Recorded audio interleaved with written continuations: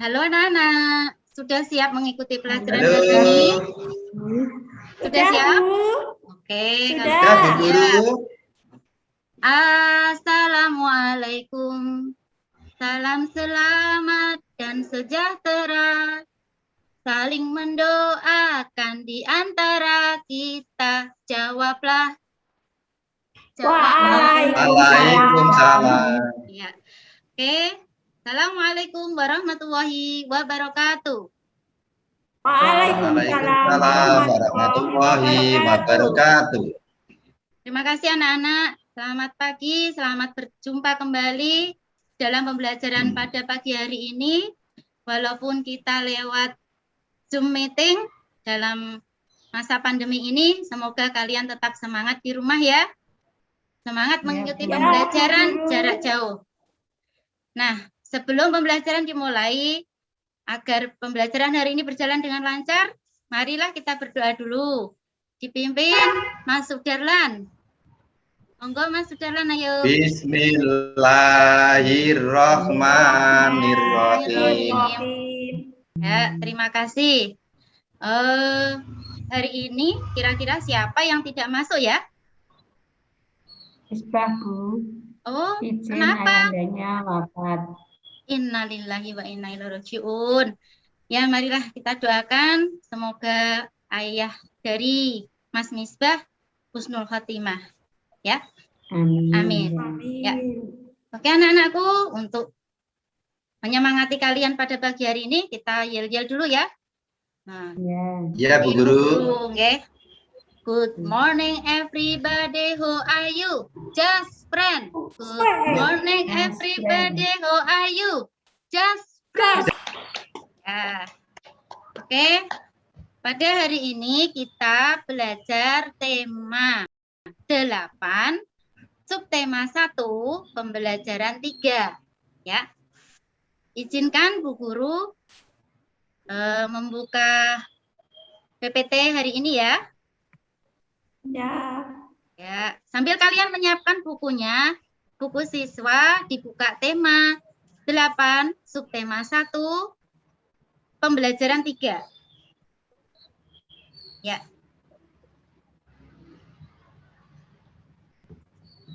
Sudah kelihatan anak-anak? Sudah, Bu. Ya, inilah tema 8, daerah tempat tinggalku. Subtema 1, lingkungan tempat tinggal, pembelajaran 3. Oke, hari ini tujuan pembelajaran kita adalah setelah mengikuti pembelajaran ini, kalian bisa menyebutkan jenis-jenis pekerjaan penduduk berdasarkan tempat tinggalnya. Yang kedua, kamu bisa membedakan pengaruh lingkungan terhadap jenis pekerjaan dan jenis daerah tempat tinggal. Kemudian, mengetahui, kalian setelah mengikuti pembelajaran hari ini bisa mengetahui hubungan keadaan alam dengan mata pencarian penduduk di lingkungan tempat tinggalnya, ya, tempat tinggal kalian nanti. Kemudian kamu bisa menjelaskan dan bisa menjelaskan atau bisa mengerti tentang pengertian peranan tokoh dengan jelas. Kemudian kamu juga bisa mengetahui apa itu amanat, ya, atau pesan dalam sebuah cerita fiksi. Ada juga kamu bisa menemukan karakteristik individu dalam keluarga, ya, dan menemukan karakteristik individu di dalam keluarga dengan benar.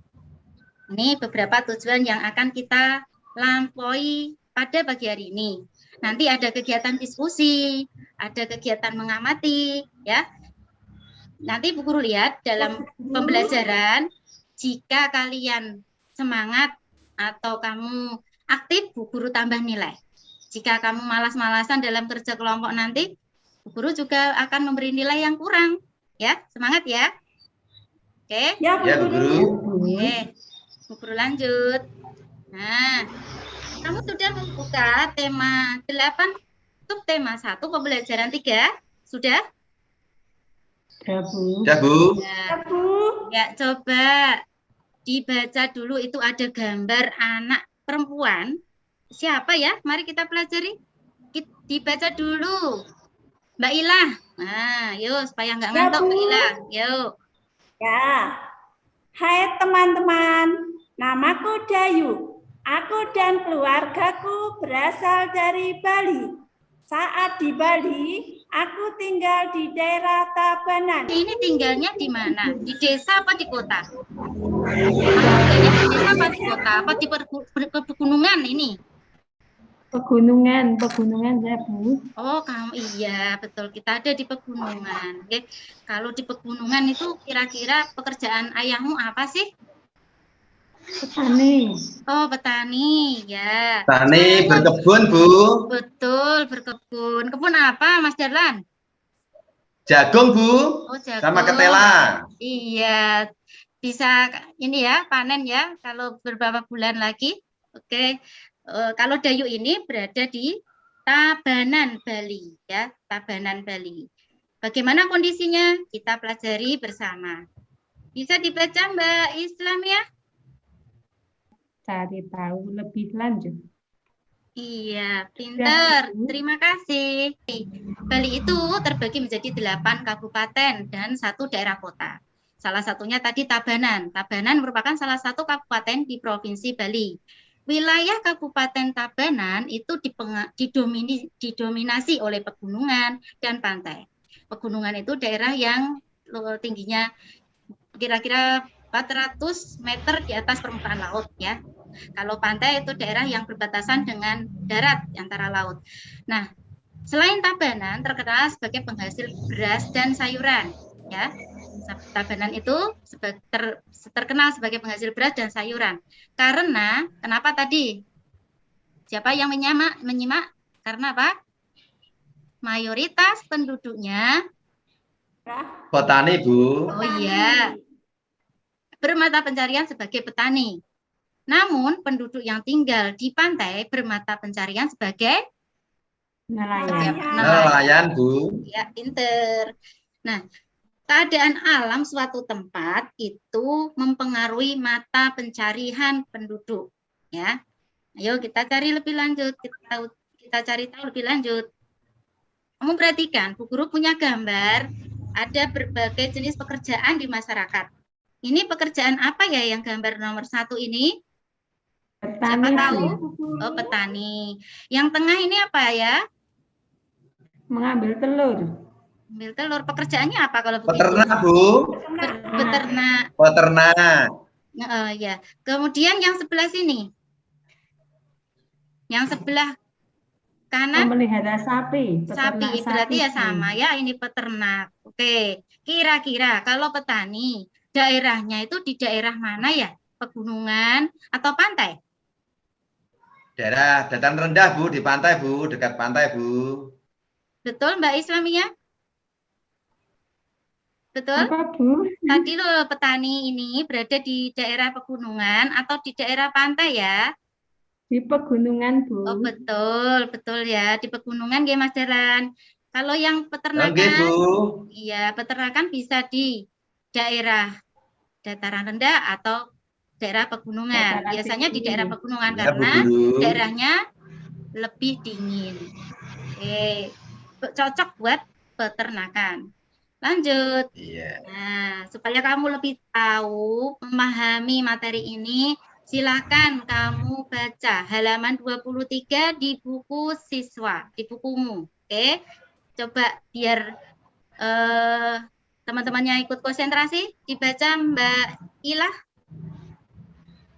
Ayo semangat membaca. Ayo membaca. Lingkungan mempengaruhi mata pencaharian penduduk di... Sebentar. Yuk. Halo. Mata pencaharian penduduk di suatu daerah berbeda dengan Daerah lain. Lingkungan mempengaruhi mata pencaharian penduduk di mata suatu daerah. pencaharian penduduk di daerah pesisir pantai berbeda dengan daerah di dataran rendah maupun di dataran tinggi. Simak penjelasannya. 1. Penduduk di daerah pantai bermata pencaharian sebagai petani tambak, pedagang, petani garam, dan pengrajin. 2. Penduduk di daerah Dataran rendah bermata pencaharian buruh, petani, pedagang, dan peternak. Oke. Nomor 3. Dibaca Mas Darlan. Yuk, nomor 3 dibantu temannya. Nomor 3, penduduk di daerah dataran tinggi bermata pencarian sebagai petani, peternak, pedagang, dan pekerja perkebunan. Misalnya teh, kopi, dan cengkeh. Betul. Selain itu, penduduk yang tinggal di desa juga memiliki mata pencarian yang berbeda dengan penduduk di kota. Penduduk di desa lebih banyak bermata pencarian sebagai petani, peternak, perajin, pedagang, buruh tani, dan perkebunan. Sedangkan penduduk di kota bermata pencarian sebagai pekerja jasa, seperti pegawai bank, konsultan, pengacara, sopir, karyawan, pedagang, dan buruh pabrik. Oke, terima kasih. Ya, berarti kamu menyimak ya, bisa melanjutkan temannya. Dari sini kamu sudah mengetahui bahwa lingkungan itu mempengaruhi mata pencarian penduduk di suatu daerah. Tadi di daerah pantai bermata pencarian sebagai apa? Nelayan. Petani tambak. Petani garam. Oke, dan perajin. Ya. Perajin yang di sini dimaksudkan perajin kerang-kerangan itu loh, ya. Bisa disusun menjadi berbagai macam kerajinan. Kemudian di daerah terendah bermata pencarian sebagai buruh, petani, pedagang, dan peternak. Yang ketiga, di daerah dataran tinggi bermata pencarian sebagai apa, anak-anak? Tinggi. Ya. Boleh, betul. Berkebun ya, berkebun teh, kopi, dan cengkeh. Nah, jadi itulah kesimpulannya, lingkungan mempengaruhi mata pencarian penduduk. Ya, penduduk di desa lebih banyak bermata pencarian sebagai petani. Oke, tuh. Ada yang ditanyakan sebelum guru melanjutkan?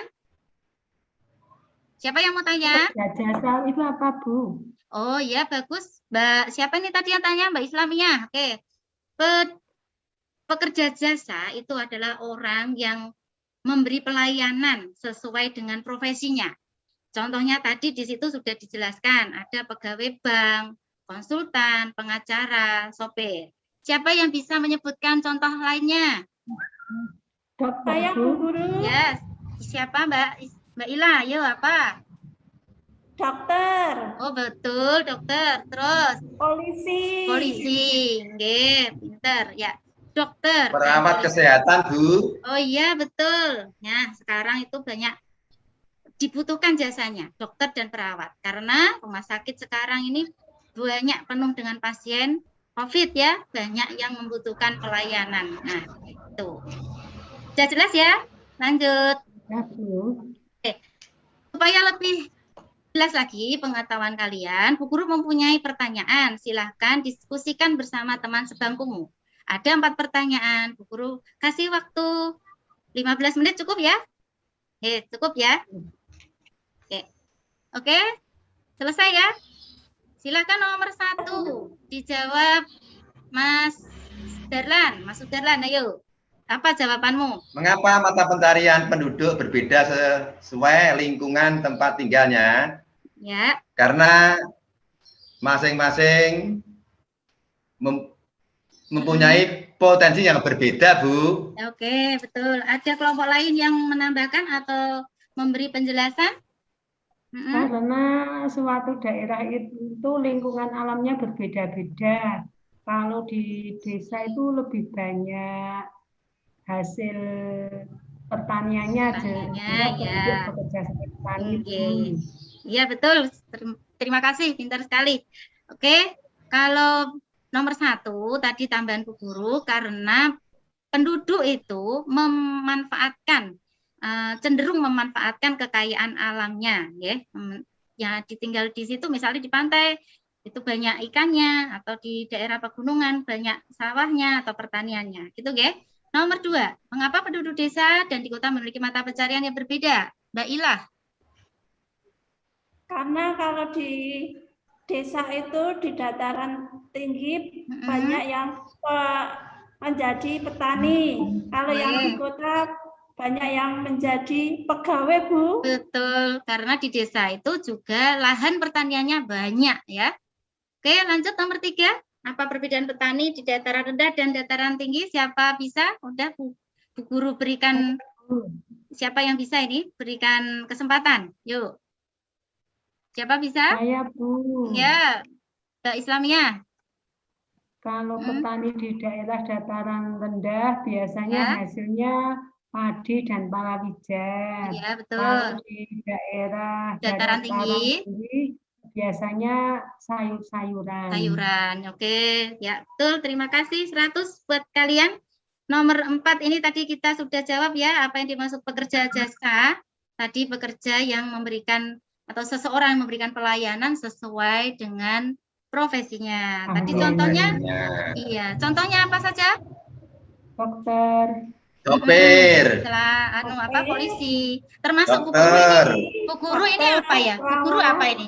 Pekerjaannya apa, Bu Guru? Oh, jasa, Bu. Iya, pinter.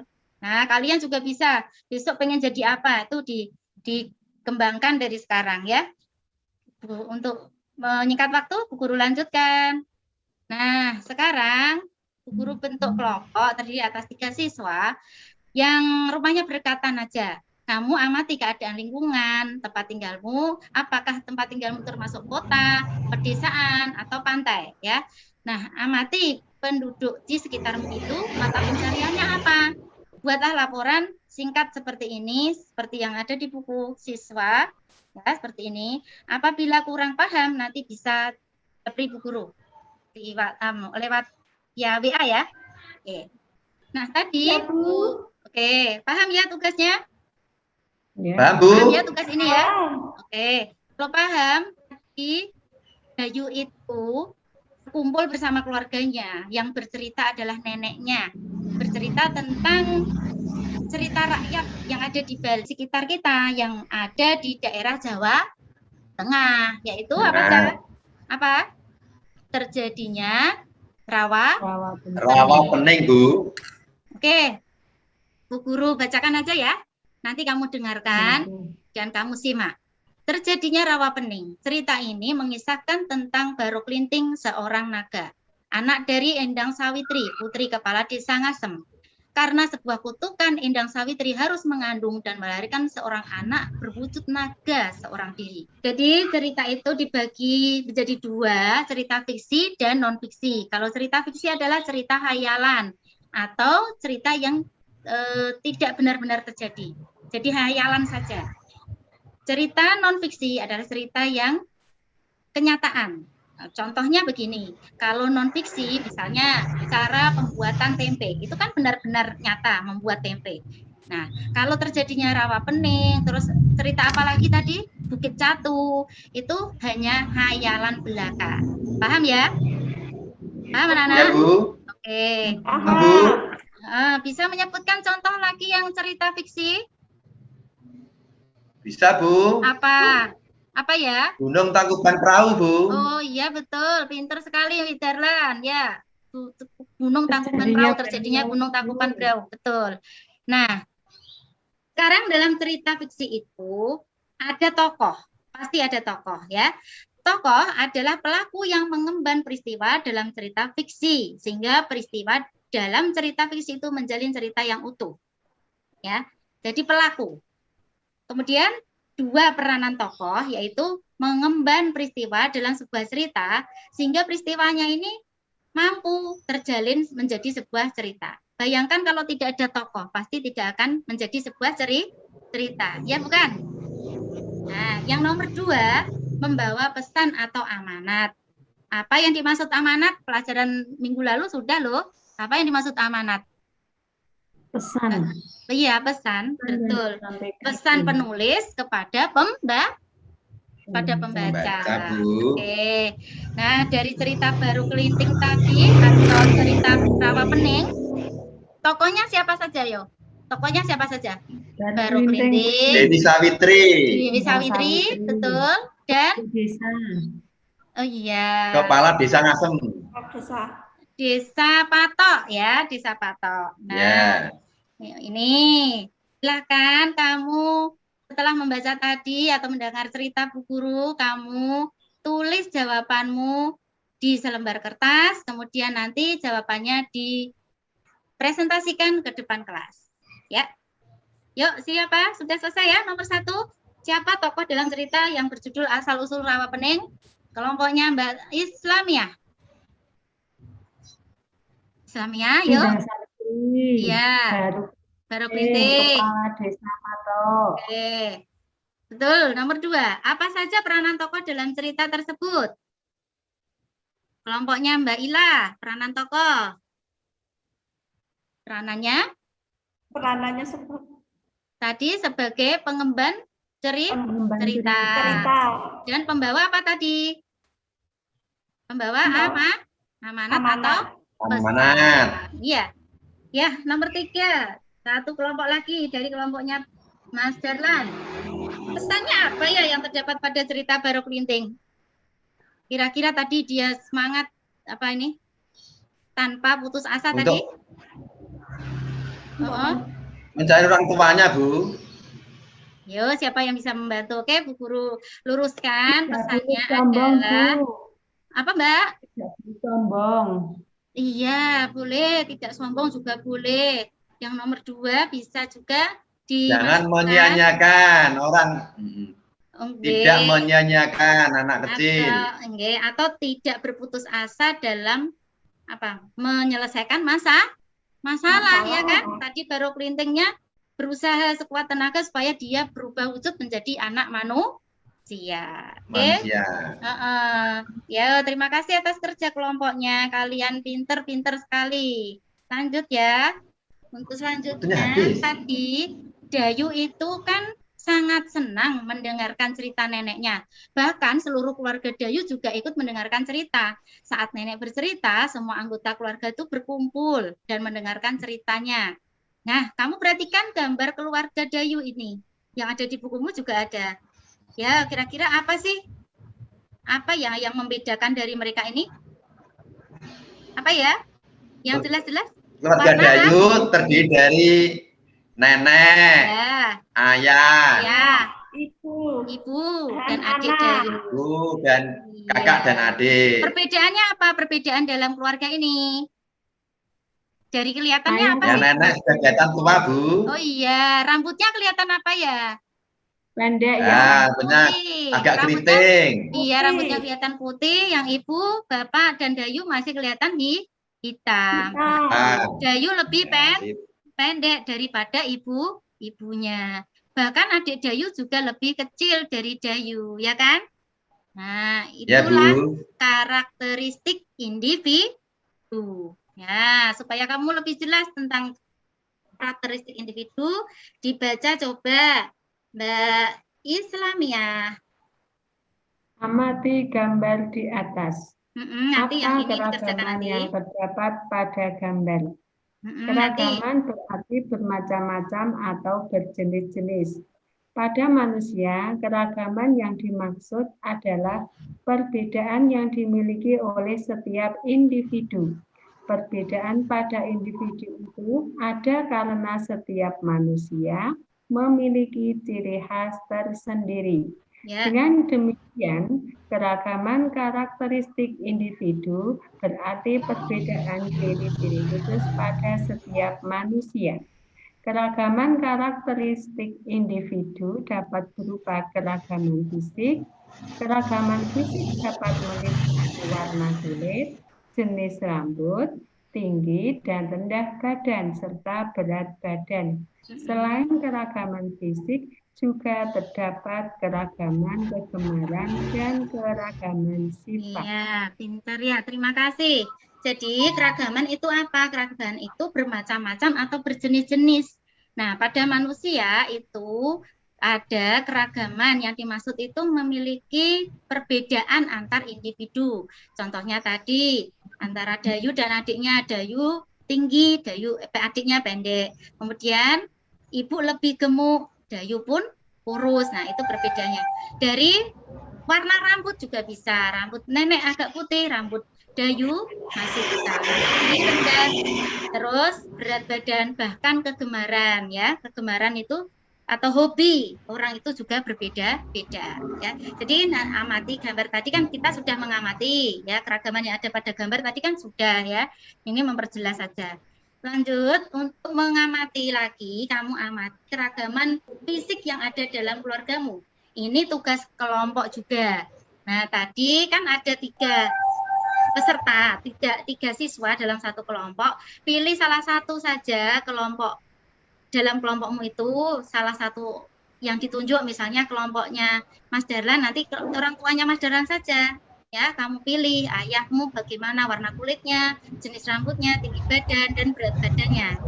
Kalau sudah, ini ada ayah, ibu, kakak, adik, nanti kamu amati. Ya, kalau sudah, kamu tulis kesimpulannya ya dari pengamatan tersebut.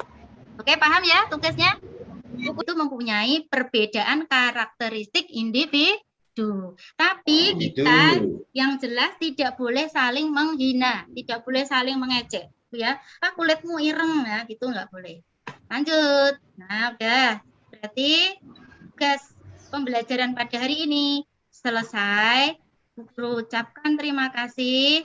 Dan nanti tugas kalian di rumah, tadi yang cerita, guru sudah memberikan sebuah cerita tentang Baro Kelinting, kamu berwawancara dengan orang tua, tanyakan kepada orang tuamu cerita yang ada di daerahmu. Kamu tulis tokohnya dan amanatnya. Gitu ya, ditulis di buku tugas. Dan kita simpulkan pembelajaran pada hari ini bahwa 1, pengaruh tempat tinggal atau pengaruh lingkungan itu mempengaruhi juga jenis-jenis pekerjaan penduduk. Yang kedua, setiap individu itu adalah mempunyai perbedaan karakteristik ya. Kemudian yang ketiga, kita tadi sudah mengetahui tokoh dalam sebuah cerita dan mengetahui amanat atau peranan tokoh ya, peranan tokoh dalam sebuah cerita dan amanat ya, amanat dalam sebuah cerita. Jadi tokoh itu mempunyai peranan pengemban cerita dan membawa amanat. Gitu ya anak-anak? Paham? Ya, Bu. Oke. Tugasnya jangan lupa dan hal-hal yang penting hari ini tolong dicatat kembali ya. Dan oke, untuk pembelajaran hari ini kita tutup dengan berdoa, kita tutup dengan bacaan hamdalah. Alhamdulillahirabbil alamin. Kurang lebihnya mohon maaf. Wassalamualaikum warahmatullahi wabarakatuh.